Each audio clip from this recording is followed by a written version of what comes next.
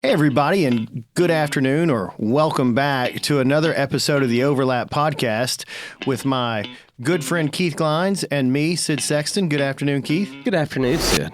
So today we've got a quick hit, and if you read the title, we're talking about keeping your majors, and your minors, And what we like to do with these quick hits is try to not have a longer, drawn-out conversation about a particular topic or with a guest, but some small chunk of information or inspiration to kind of get you focused for the week while you ride from one job to the next or from the house to the office, something like that. And so today, this is something that actually Keith and I have been talking about and thinking about for about a month or so, maybe two now. And that is keeping your majors, and your minors, Man, we were in the planning session just a little bit ago, and you brought the topic up. I was like, yeah, we've got to do that. Because let's go now. I was like, let's do it now while it's up. Because I've been dealing with the very same thing. Sometimes it's hard to know the majors. Maybe. Sometimes it's hard to be disciplined enough to focus. There you go. On the majors. Here's my thoughts on keeping your majors, and your minors, and who I'm talking to is any of you, me included, that gets a business going and off the ground and you start to get a little success. Maybe you're on year 3 and you've made a little bit of money. The more you work at something, the more opportunities start coming your way. You start getting a little bit of success. It creates some momentum, and then more opportunities come your way. And lots of times those opportunities, and I'm using the little quotation signal that you can't see because we're doing a podcast, are really thinly veiled distractions. They are things that will distract you from what is most important to you and your success, and you just sort of lose track of it. Yeah, I think it's really, when you start business, everyone says, be the yes man. Sure. And don't say no, and take everything that you can get, and business is business, right? Well, that's not necessarily the case, because the word that I have learned in my business that is way more valuable than yes is no.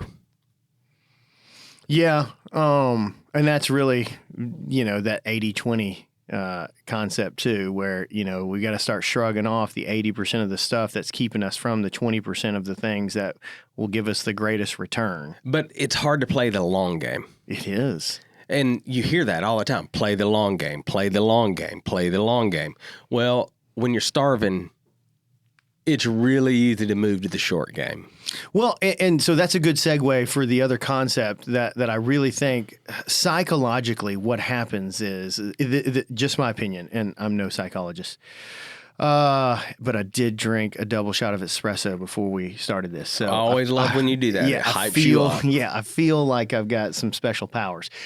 What I think happens is this: if we're starting a business, we know we're bootstrapping. We're getting ourselves off the ground and we are real resourceful, and we're cutting costs everywhere. We start making a little bit of money and we start rewarding ourselves by buying that service or that thing or whatever. And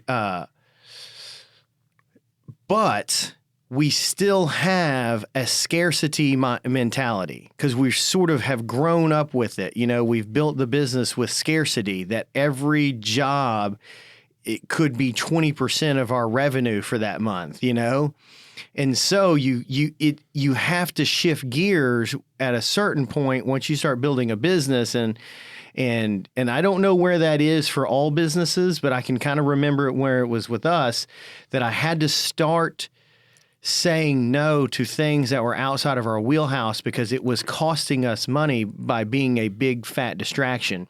So there was that lost opportunity. If we had 40 hours in a week of billable time for 3 different guys, that's 120 hours. If we waste 100 hours doing a job that produces way less return than another job that's in our wheelhouse, we have to not do that because we've only got so much time. But I say scarcity mentality because I go, well, I got to go ahead and do that job because I don't know if another one's going to come, Right. I got to go ahead and stack up that backlog with work that I don't really know all that well because I don't know what I'm going to do if I don't do it. But you kind of have to have a little bit of faith. You kind of have to have a little bit of you've got to have some resourcefulness regarding that, about identifying what is your ideal customer, going after them. But what are your thoughts on that before I move on to the next one? Oh, I totally agree. Sorry, I threw you off. You said the word that taking work that you really don't know. Yeah.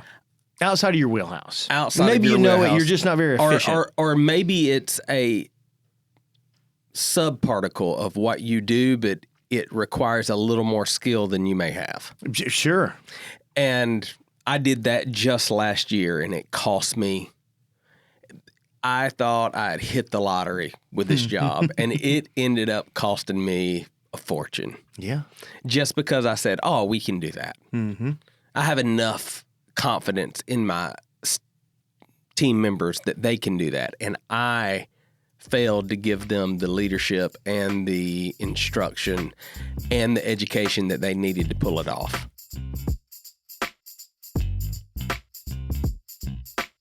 Hey guys, this is Keith. Let me break down a scenario for you. Are you a business owner that is overwhelmed by the options of investing, but you're being told you need to invest in retirement, you need to invest in mutual funds, you need to buy some single stocks? Well, I have your fix.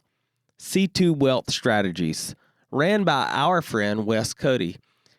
Their website is c2wealth.com. If you are looking at investing at all and are confused by it, give them a call today. They will be happy to handle whatever you need. He's brought up very specific things that I need to be working on as a business owner in my investing life. Let him do that same thing for you. c2wealth.com, or go to the overlaplife.com page and click on sponsors. Hey there. My good friend Steve Bousquet and his partner Christine Era, the owners of Green Profit Academy, are super excited about a new product they've got coming out. If you didn't know, they're the authors of Profit First for the Lawn Care Business. And it's a book written by Christine Era. Steve plays a big role in sort of adding to that.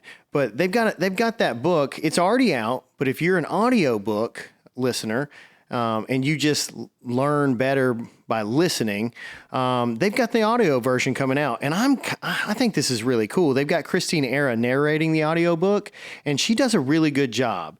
I've heard some clips of it. It's pretty fantastic. And Mike Michalowicz, the original author of Profit First, he reads the foreword.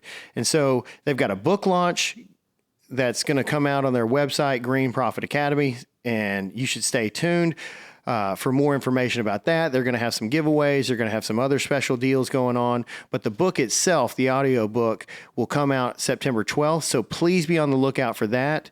And if you need some help with Profit First for your green industry business, please give them a call or look them up, Green Profit Academy. Thanks so much.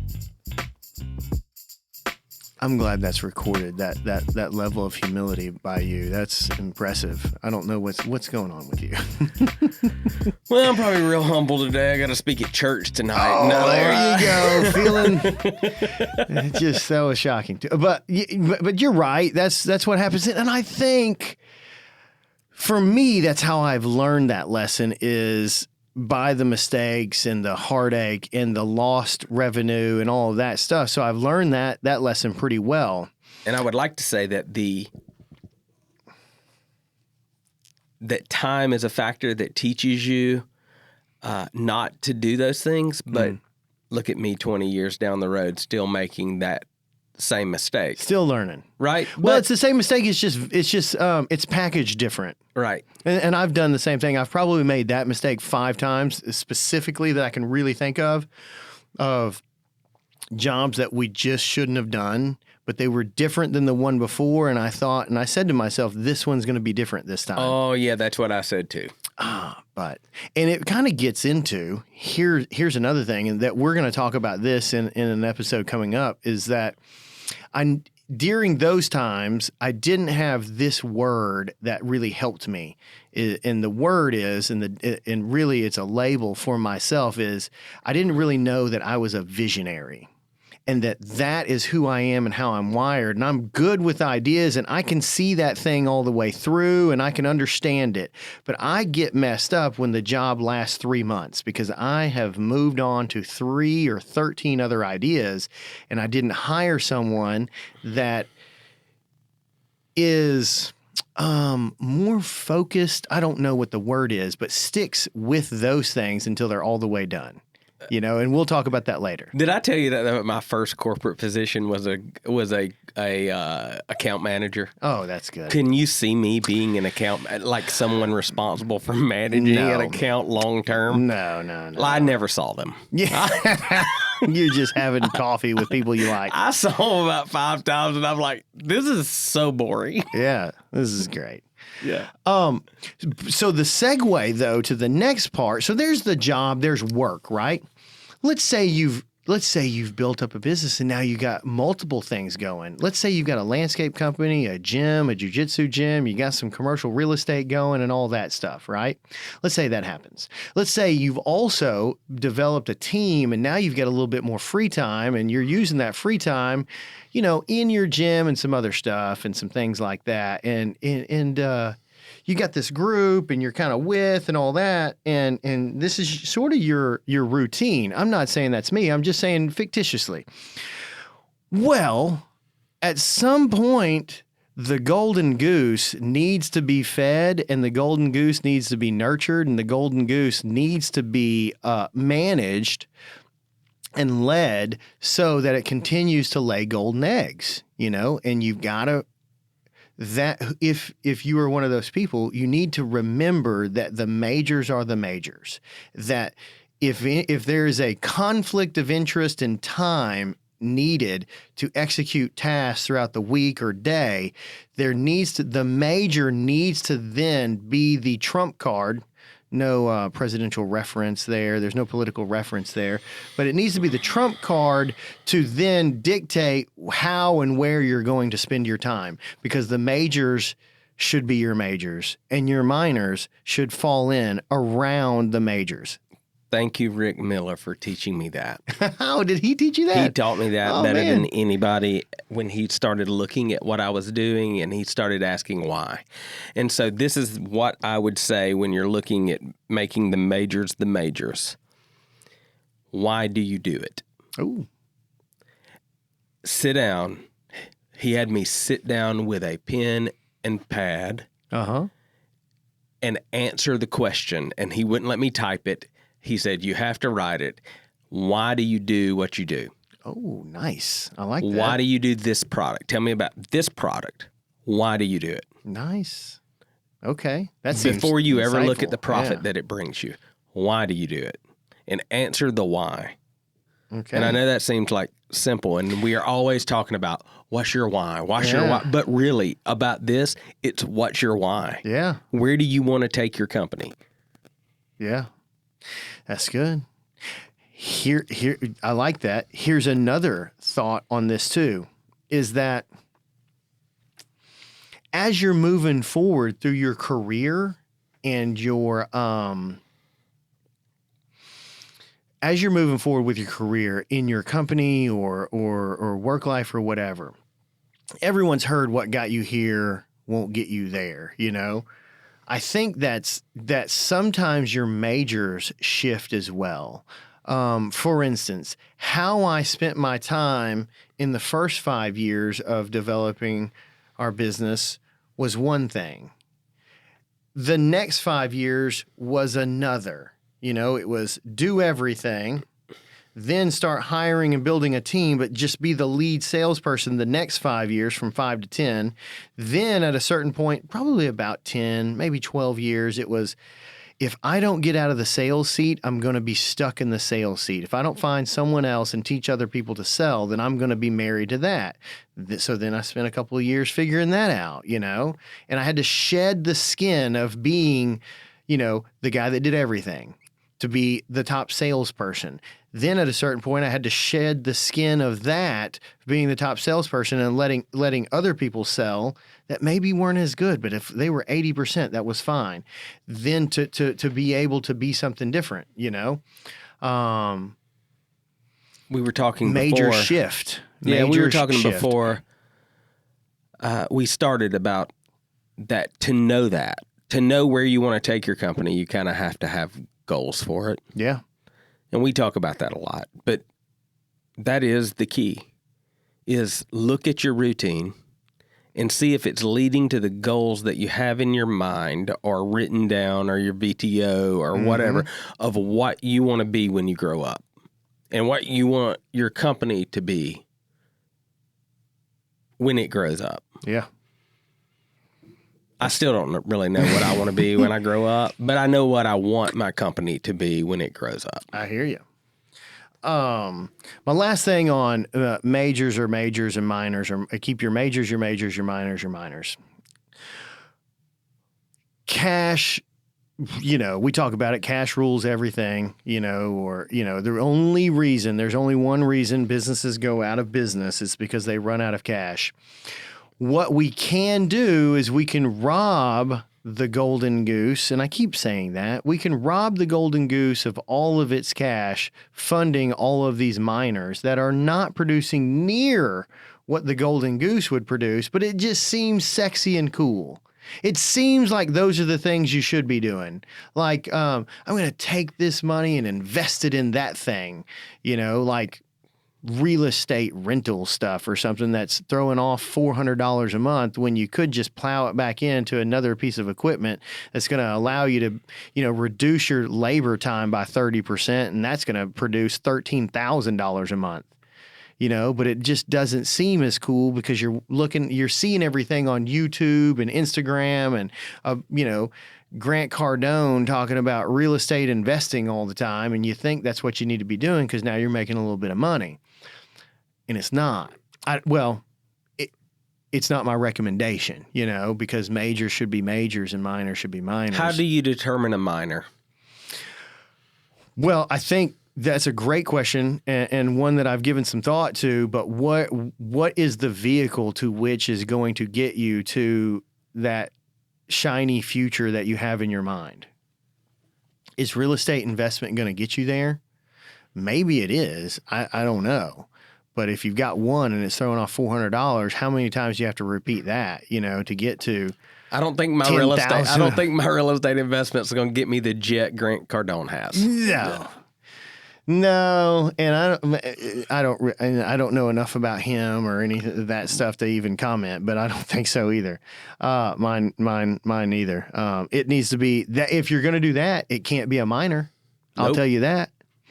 If that's the goal, is to have a jet like Grant Cardone, which, hey, I love that idea. I don't want to fly commercial ever again if I don't have to, but I do, Yeah. It would make going to those New Mexico games way easier. It would be way easier. And not that it's all that hard, but, I hate security. But so I think knowing what your future, what you have in mind for your future and kind of staying stuck to that will dictate what that is. But it's easy in today's culture to get distracted from that. And that's really the point of this message today, is to you, the listener. Keep your majors, your minors, your minors. If you don't know what those are, give it a little bit of thought. If you don't know what those are, look at a financial report. It ought to tell you, you know. And I'm not saying that everything revolves around money, but what I am saying is that if you're playing, you know, the type of games that we're talking about, all of that's going to require capital, which is money. All of it's going to require time, you know, which is essentially money. And all of them require risk, you know, which has the potential of costing you even more money. So if you keep your majors and your minors, then you're putting yourself in a position to win, you know, exponentially, qualitatively, you know, all of it, instead of looking cool, you know, and having cool stories. But I like what you said about it may not be, the balance sheet may not tell the whole story. May not tell the whole story. Because there was once a time in my company that I saw a product that we were doing becoming a major, and I stopped it because I didn't want it to be. Sure. And you can do that too. If you see your company, my company was going in a direction I didn't want it to go. And it's real. So that's unsustainable. That's the long game. You know, You're talking about play the long game. Like, right. I can't do for a long period of time stuff that I don't really have my heart into it. Right. You know, I don't know. I'm trying to think of something that, like, I don't really have any passion for digging wells. You know, that's kind of a part of the landscape company. I don't ever want to be a part of that. You know, right. not that I don't have appreciation for well guys, but that's kind of esoteric. Like, I don't know how deep it gets and all that, and I don't know all the little things, and I don't really want to ever learn that. If I get in that game and I don't really have like the headspace for it or the bandwidth or the drive, then I'm not going to be all that successful. And that may not be the best example, but that's what comes to mind. Yeah, I don't want to host your website. Yeah, exactly. I don't care how profitable it is. I don't want you calling me to set up an email address. Yeah, and can you change these photos here? Yeah, can you? And then look, what about the SEO? Can we have a weekly call about our SEO, you know, and what amount of traffic we're driving and what number we are showing up on our incognito search?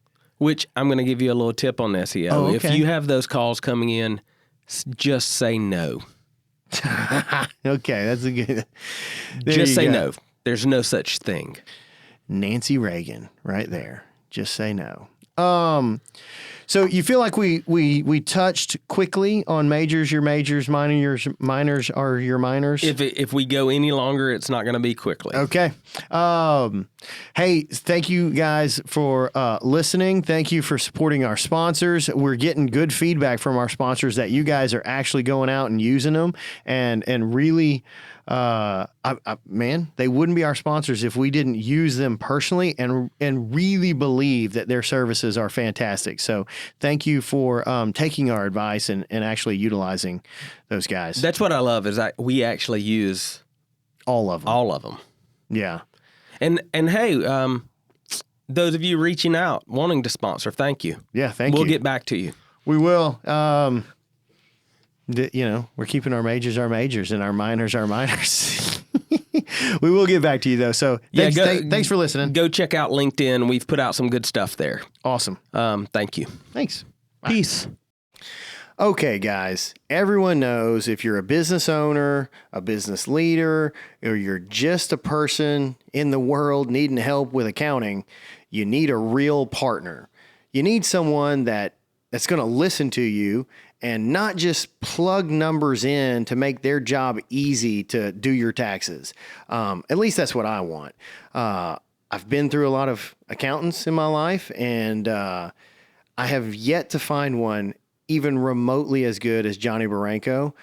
He's the owner of Baranco and Associates, and he's the kind of guy that really doesn't manipulate your books to make his job easier. He really is trying to give you insights into your business or into your financial planning world. Whatever your goals are, he's there to help. And so I just encourage you to give him a call. Baranco and Associates, look him up online. It's barancoandassociates.com and just see if he can help you. He really is the accountant that I recommend to everyone, even before he was a sponsor of the podcast.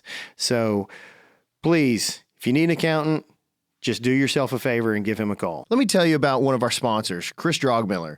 He's with CMD Fencing. One, I really appreciate his support to the podcast. He listens to the podcast, but long before that, he has done several projects for me at my home, at our business, and the dude just does an awesome job. One of the things I really like about him is it's basically just him and someone that helps him.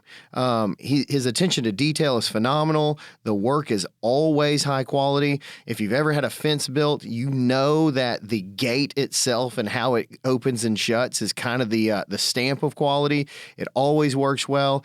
I've made him make some interesting kind of fencing where it's all horizontal. He had no problems with that, did a great job. And the guy is freaking awesome. He's easy to work with and he does a fantastic job. He's a firefighter. So, he works 2 days on and 2 days off. So he comes in and knocks my project out on the days that he's off.